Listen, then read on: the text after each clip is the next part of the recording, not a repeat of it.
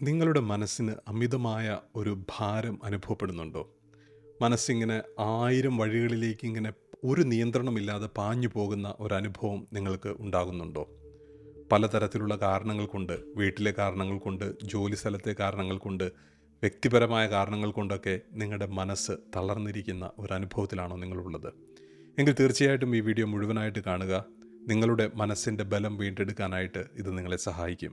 ഒരു നിയന്ത്രണവുമില്ലാതെ മനസ്സിൻ്റെ ഭാരം ഇങ്ങനെ നിലനിർത്തി ജീവിച്ചു കഴിഞ്ഞാൽ കുറേ കഴിയുമ്പോൾ നമ്മുടെ മനസ്സിൻ്റെ ആരോഗ്യം നഷ്ടപ്പെട്ട് ഒന്നും ചെയ്യാൻ പറ്റാത്ത രീതിയിലേക്ക് നമ്മൾ തളർന്നു പോകുന്ന അനുഭവത്തിലേക്ക് വരാനായിട്ട് സാധ്യതയുണ്ട്. യഥാർത്ഥത്തിൽ നമ്മുടെ മനസ്സിനെ ശാന്തമാക്കി നിർത്താനും മനസ്സിൻ്റെ ഭാരത്തെ കുറയ്ക്കാനും നമ്മൾ പഠിച്ചു കഴിഞ്ഞാൽ നമ്മുടെ ജീവിതം ആസ്വാദ്യകരമാകും എന്നുള്ളത് സത്യമാണ്. നമുക്കറിയാം, ഒരുപക്ഷെ നമ്മൾ ഉണരുമ്പോൾ തന്നെ നമ്മുടെ ജീവിതത്തിൻ്റെ പ്രശ്നങ്ങളെക്കുറിച്ചുള്ള വോറി, ആങ്സൈറ്റി ഇതൊക്കെ ആരംഭിക്കുകയായിരിക്കും സാധാരണ നമ്മുടെ ജീവിതത്തിൽ സംഭവിക്കുക.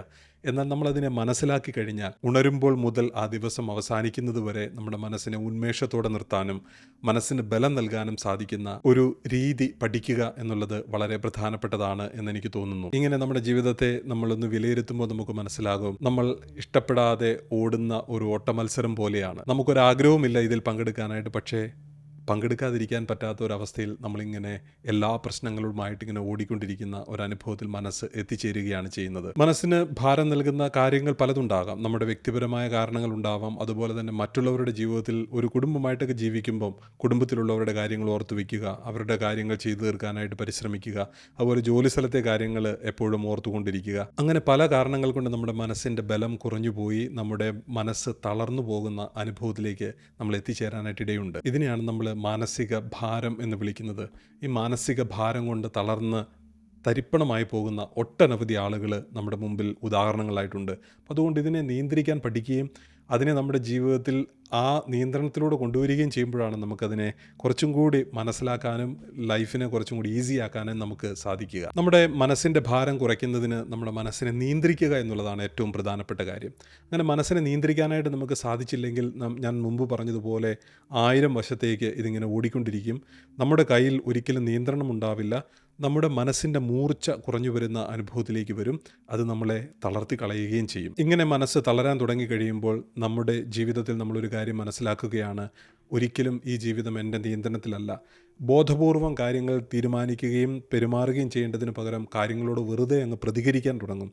നമ്മളെ തന്നെ മനസ്സിലാക്കാൻ പറ്റാത്ത അവസ്ഥയിലേക്ക് നമ്മുടെ ജീവിതം മാറുന്ന ഒരനുഭവം നമുക്ക് ഇതിലൂടെ സംജാതമാവും എന്നുള്ളത് സത്യമാണ്. മിക്ക ആളുകളും ഈ പ്രശ്നത്തെ പരിഹരിക്കാൻ ശ്രമിക്കുന്നത് കൂടുതൽ കാര്യങ്ങൾ ചെയ്തുകൊണ്ടാണ്. കൂടുതൽ കാര്യങ്ങൾ ചെയ്യുന്നത് മൂലം നമ്മുടെ മനസ്സിൻ്റെ ബലം വർദ്ധിക്കുകയല്ല ചെയ്യുന്നത്, വീണ്ടും വീണ്ടും നമ്മുടെ മനസ്സ് തളരുകയാണ് ചെയ്യുന്നത്.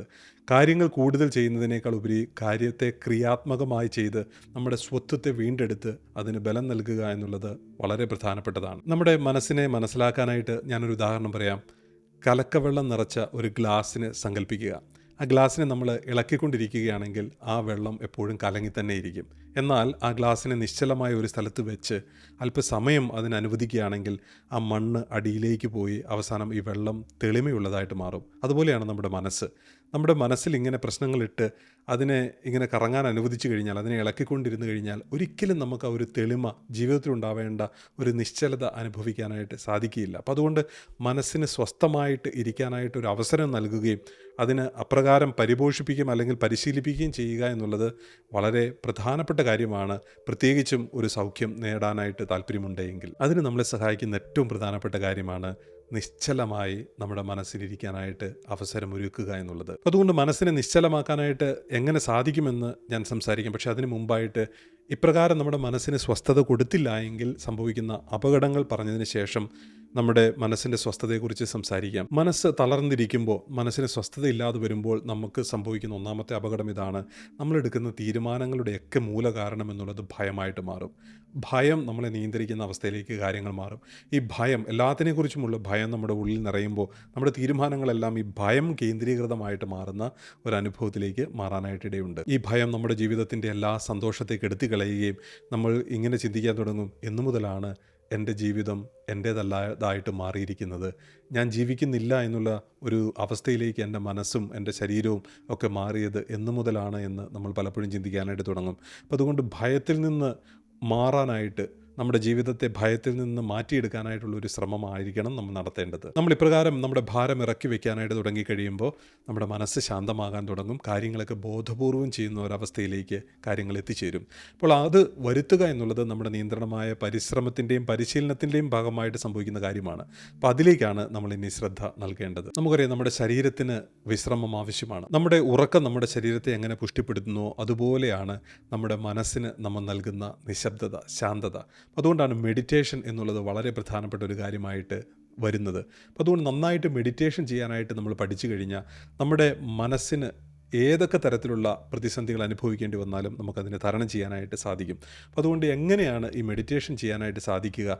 അതിന് നമുക്ക് വേണ്ടത് സ്വസ്ഥമായിട്ട് ഒരു 10-15 മിനിറ്റെങ്കിലും എല്ലാ ദിവസവും ശാന്തമായിട്ടൊന്ന് ഇരിക്കാനായിട്ട് കഴിയുക എന്നുള്ളതാണ്. ഏതെങ്കിലും ഒരു ഒഴിഞ്ഞ കോണിൽ അല്ലെങ്കിൽ പുറത്ത് എപ്പോഴെങ്കിലുമായിട്ട് എല്ലാ ദിവസവും ഒരു 10-15 മിനിറ്റ് നമുക്ക് വേണ്ടി മാറ്റിവെക്കുക. അതൊരു സ്വാർത്ഥതയാണെന്ന് നിങ്ങൾക്ക് തോന്നിയാലും സാരമില്ല. കാരണം ആ സ്വാർത്ഥത നമുക്ക് കൂടുതൽ ബലം നൽകും. നമുക്ക് മറ്റുള്ളവരെ കൂടുതൽ സഹായിക്കാനും നമ്മുടെ കാര്യങ്ങൾ കൃത്യമായി ചെയ്തു തീർക്കാനും നമ്മളെ സഹായിക്കും. അങ്ങനെ മെഡിറ്റേഷൻ്റെ സമയത്ത് മനസ്സ് ശാന്തമായി കഴിയുമ്പോൾ നമ്മുടെ മനസ്സ് തന്നെ നമ്മളോട് പറയാൻ തുടങ്ങും, അനാവശ്യമായിട്ട് ഇങ്ങനെ ചിന്തിക്കേണ്ട കാര്യമൊന്നുമില്ല, കാര്യങ്ങളൊക്കെ അതിൻ്റെ വഴിക്ക് നടക്കും. ചില കാര്യങ്ങൾ നമ്മൾ ഉപേക്ഷിക്കേണ്ടതായിട്ട് വരും. ഇന്ന കാര്യങ്ങളാണ് നമ്മൾ ഉപേക്ഷിക്കേണ്ടത്.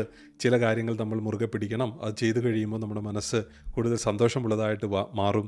നമ്മൾ ചെയ്യുന്ന കാര്യങ്ങളൊക്കെ കൂടുതൽ അർത്ഥവത്തായിട്ട് തീരുന്ന അനുഭവത്തിലേക്ക് വരും.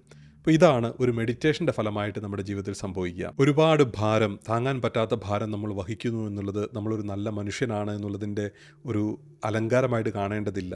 ഒരു പക്ഷേ ചില ഭാരങ്ങൾ ഇറക്കി വയ്ക്കാൻ പഠിക്കുന്നിടത്തായിരിക്കും നമ്മളൊരു നല്ല വിജയിക്കുന്ന മനുഷ്യനായിട്ട് മാറുക. അപ്പോൾ അതിനു വേണ്ടിയിട്ടാണ് നമ്മൾ ഈ മെഡിറ്റേഷൻ ചെയ്യേണ്ടതായിട്ടുള്ളത്. അപ്പോൾ ഇത്രയും സമയം നിങ്ങൾ എൻ്റെ കൂടെ ചെലവഴിച്ചതിന് നന്ദി. ഈ വീഡിയോ നിങ്ങൾക്ക് ഇഷ്ടമായെങ്കിൽ ഞാൻ നിങ്ങളെ ഒരു മെഡിറ്റേഷനിലേക്ക് സ്വാഗതം ചെയ്യുകയാണ്. ഒരു 10-15 മിനിറ്റ് ദൈർഘ്യമുള്ള ഒരു നല്ല മെഡിറ്റേഷൻ, ഗൈഡഡ് മെഡിറ്റേഷൻ ഞാൻ ചെയ്തിട്ടുണ്ട്. നമ്മുടെ മനസ്സിൻ്റെ ഭാരം കുറയ്ക്കാനായിട്ട് നമ്മളെ സഹായിക്കുന്ന ഒരു സിമ്പിൾ മെഡിറ്റേഷനാണ്. അതുകൊണ്ട് ഒരു ഇത്രയും സമയം നിങ്ങൾക്ക് മാറ്റിവെക്കാനായിട്ട് കഴിയുമെങ്കിൽ ആ വീഡിയോയുടെ ലിങ്ക് നിങ്ങൾക്ക് ഇവിടെ കാണാനായിട്ട് സാധിക്കും. അതിൽ ക്ലിക്ക് ചെയ്തുകൊണ്ട് ഒരു ഇയർഫോൺ എടുത്ത് ചെവിയിൽ വച്ച് വളരെ ശാന്തമായ ഒരിടത്ത് പോയിരുന്ന് ഒരു നല്ല മെഡിറ്റേഷൻ ചെയ്യുക.